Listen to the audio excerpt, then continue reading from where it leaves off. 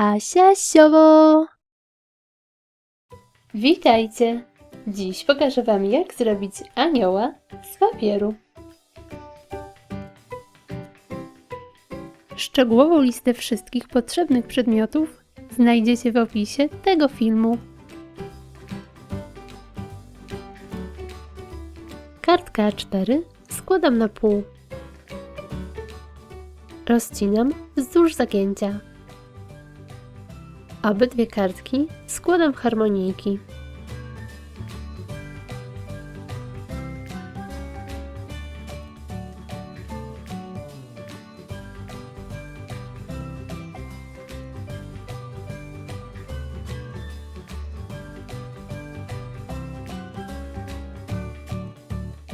Przykładam je do siebie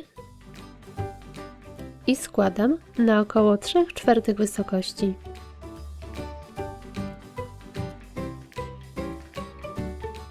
Nakładam klej na jedną część i łączę z drugą.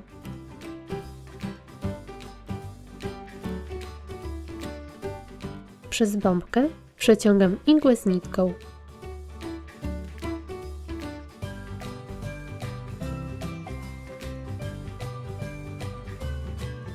Mocuję bombkę do papieru.